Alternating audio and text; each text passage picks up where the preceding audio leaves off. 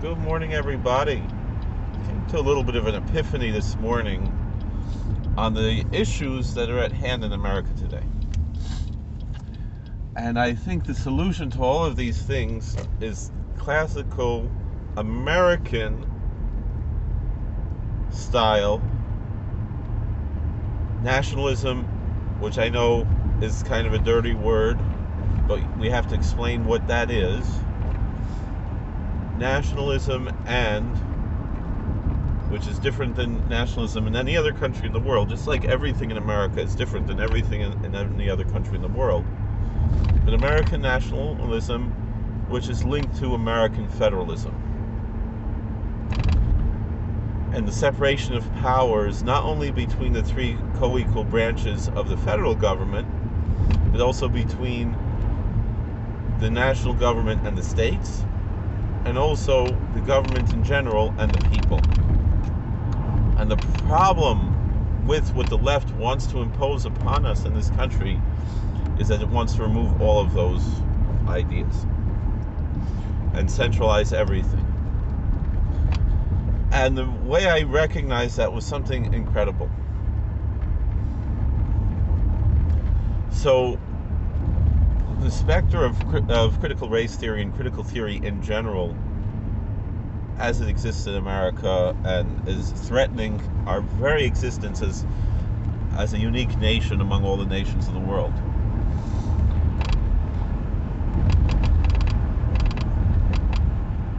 is that it takes ideas that work on the micro level and tries to impose them on the macro level. Meaning,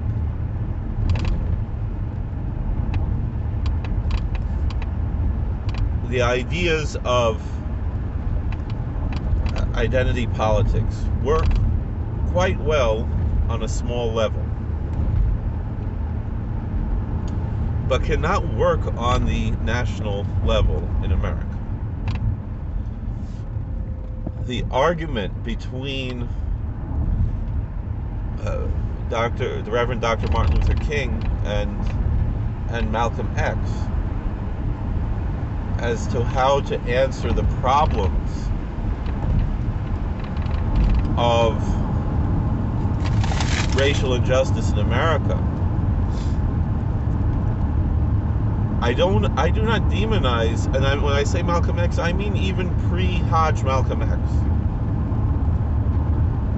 I do not demonize that as much if it exists on a micro scale. But to impose that on the macro scale is untenable and also immoral and should be demonized if that is trying to be imposed on the macro scale. On the national scale, which I don't think even Malcolm X or any member of the Nation of Islam actually sought to do in general, but rather for their own community.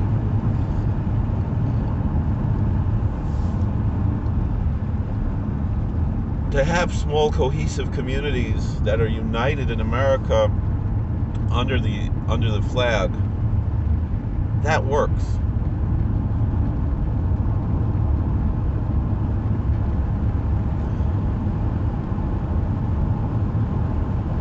When I say nationalism in the United States, I mean the question is to whether the United States are or the United States is, which we can talk about later. But I want to keep this video as brief as possible so as many people can watch it and we can elucidate these ideas in a deeper way in discussions below and perhaps in future videos. But the epiphany that I reached today was, we are often told by the left today that instead of seeking equality, we must seek equity. And the arguments for equity are positive arguments. I do not totally denounce the arguments for equity. The issue is that these things are necessary often on a small scale. They are destructive on a large scale.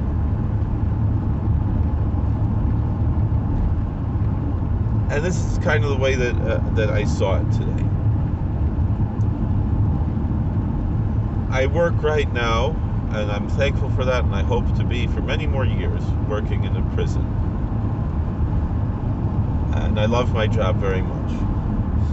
And my job requires equity as a matter of moral need. At least that's the way I see it. I know others in my position have different approaches. But I very much embrace equity within the walls of my department which I supervise. Meaning my job is that I supervise various religious communities that exist within this microcosm, this small town, this small city. That's our institution where I work. And I need to, and I have a choice between essentially equality and equity. And in this post-pandemic world, we are faced with limited resources for various reasons. And one of the ways that I mean is limited time resources. Although thankfully our population has shrunk almost in half, our workload has in some ways quadrupled, because there's certain things that after the pandemic is essentially over, there seems to be a need to figure out how do we balance this workload, how do we make sure the next one doesn't happen, or other things. One of the things that was decided to be done is to divide the institution into 4 zones. That means that we used to have one church service Sunday morning where 90 men would attend. But now, first of all, those 90 in general have pretty much been cut in half on average. So we're down to 50. But then those 50 have been divided into 4 zones, which means essentially we're going to have one service, 4 services for the 50 men, or each service has maybe an average of 12 people. Some might have 20, some might have 5. But we're averaging out around 10 or 12. Same thing for Muslim Juma. We used to have 70 guys. That's cut maybe not exactly in half, but close to half.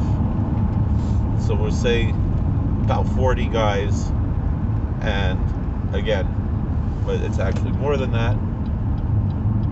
It's closer to about 50 or 60. But again, so we have one group that's about 40 and another group that's 5, 6, 10, and that's what we have. We have the Native American community, which really hasn't really been affected. Number-wise, around 30 guys. Around 20 used to show up at any given time for a weekly service ceremony. It happens that out of these 4 zones, only 3 of them have members of this community. But again, it means instead of them all gathering at the same time, and there's actual resources as well because of various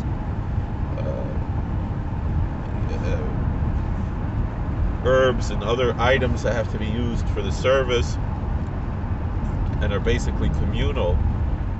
Again, that's dividing us into smaller and smaller groups.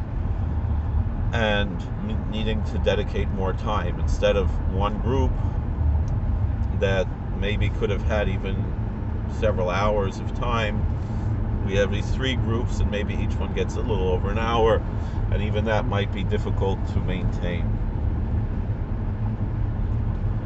So the issues that we have with this is, how do we balance this? What are we doing here? How do we keep it fair? So before the pandemic, we kind of had a choice between equality and equity. Or maybe could be seen equity on the communal level as opposed to an individual level, various things. So one of the answers would be, if the Protestant community is the largest community, they should have the most resources. And then I would say, even though we have more people who are signed up as Catholic than are signed up as Muslim, but they're more active Muslims than active Catholics. So again, the Muslim community would get the second most resources, and by resources I mean time, and then the Catholic community would be next, and then the Native American community would be next, and then maybe the Jewish community would be next, and then some of the smaller minority communities that we have, the Jehovah's Witnesses, the Odinists, the Buddhists, and so forth, getting the various amounts of resources, as well as the resources that are available to them.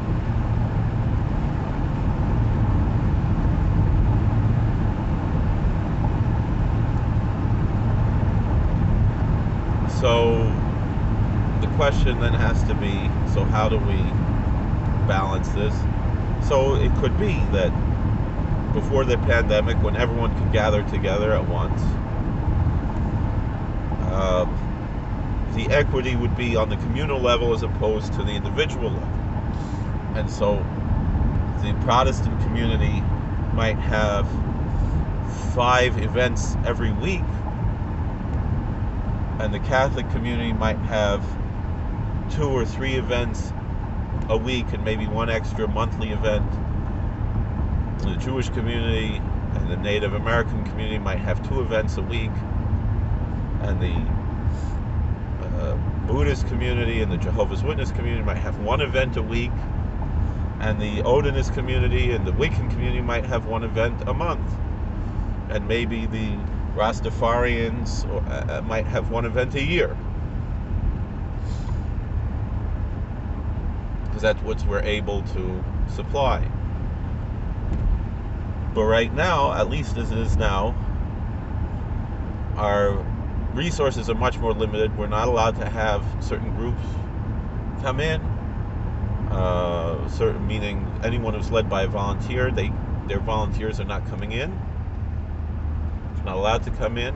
So we can't have anything in person for the Buddhists or the Odinists or the Wiccans or the Jehovah's Witnesses. And so those groups could have a video that will be shown on the inmate channel, something like that, which we do have.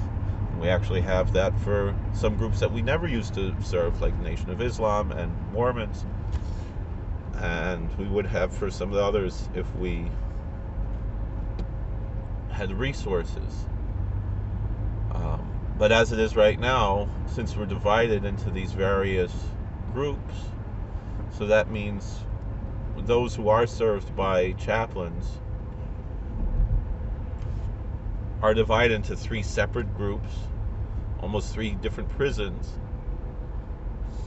and therefore they are given only this small amount of time that each one has. And pretty much the Protestants have the same thing that the Native Americans have and that the Jews have. The only difference would be that, since there are Protestants in 4 different zones, so we have to have 4 Protestant services, and since there are Native Americans and Jews in 3 zones, we have to have 3 Jewish services and 3 Native American services, and that's how it's working right now. And that's essentially equity as opposed to equality. The thing is that these people are institutionalized. They don't have really any other choice except for where they are. They don't have choices outside of that because of their situation.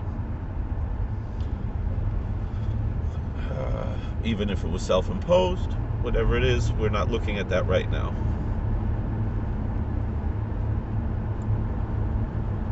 And so because of their situation that they lack liberty, they lack freedom, even if it's because of their own sins, their own crimes, we must deal with them in an equitable manner as opposed to an equal manner for that reason.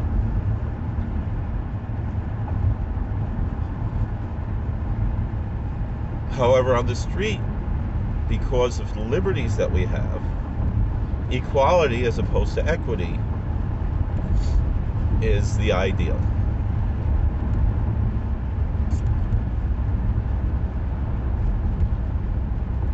And the epiphany that I had this morning was that there is in the left the abolition movement trying to abolish prisons, which is a very dangerous idea. Certainly we could talk about criminal justice reform and prison reform, that we're going to try to deal with certain offenders in a different way than we dealt with them in the past.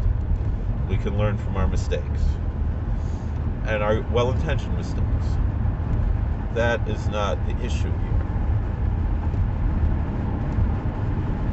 The real issue, though, is that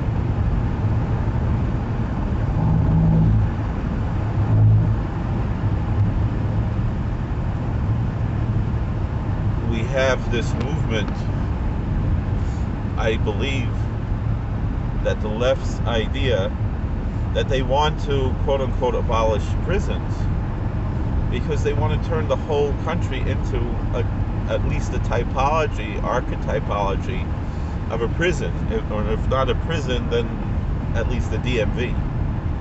Meaning they want top-down government control on everything. And since the government is the one who's going to be allocating these resources, so then they're going to seek out equity as opposed to equality. And that's not the way this country works. It might work in other countries, and it might work on a small scale. It might work on a community where people make a decision on their own, that's how they're going to operate within the realm of their own community. And you have these various communities where they have this approach, whether it might be, and it's expressed in many different ways. So you might have the Nation of Islam, you might have Hasidic Jewish communities, you might have Amish and Mennonite and Bruderhof and other Anabaptist communities and so forth that have their various approaches as to how they view these things and operate with these things. And that works well on the small scale level, might even work on the state and county level, but it does not work on the national level. And to operate the federal government as one large state, as opposed to 50 states that have separate powers, but a certain level of equality and unity, and the idea of union, this is what I was talking about before, about the balance between federalism and nationalism, that you need to find that balance between these two worlds. The United States are, the United States is. Certainly, we live in a nationalist society that seeks to nationalize everything and say that the United States is instead of the United States are. But there needs to be a balance. And that is the challenge of what we're going through right now. And I think you need to find the balance between the world of the left and the world of the right in America, and how it's expressed in America. The world of the left is pretty much the world. It's pretty much everything but America. They want to say, well, this is what they do in Sweden, this is what they do in Venezuela, this is what we should do here. That's the left. The right is, and the thing is, what they call right wing in Europe is the same as that. It's just expressed maybe in a tougher way or something like that. The American right is really the classical liberal, the libertarian in a sense. And that's a different approach. But it's also the question between the individual and the collective.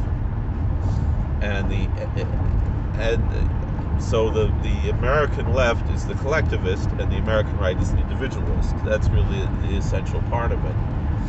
And I think with the volunteer collectivism, meaning the idea that someone chooses to identify with a particular community, that can work, but not the national collectivism.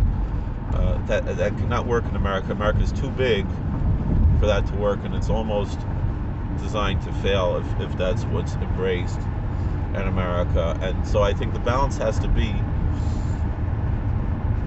on the national scale, on the macro scale, has to focus on the individual.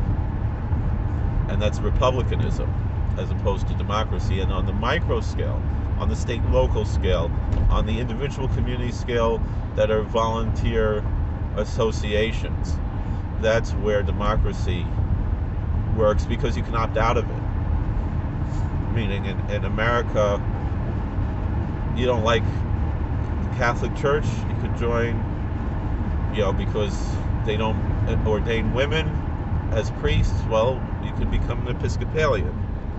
And there's nothing to stop you from becoming an Episcopalian other than your own choices. The same thing in Judaism. You don't like that the Hasidic schools don't teach secular studies in the same way that they're taught in other schools. You could go to another school. You could actually convert to total another religion. You could become an atheist. You could become a Buddhist. You could become a Catholic, a Muslim. You could do whatever you want. This is America. And if someone says, well, I can't, well, you can. You just don't want to. And I don't say that you should, but it's something you can do. And that's the beauty of America, and that is what is able to keep us together as a union, that we are united, these United States of this America. Thank you for watching. God bless. Please like, share, and subscribe. Comment. We'll see you later.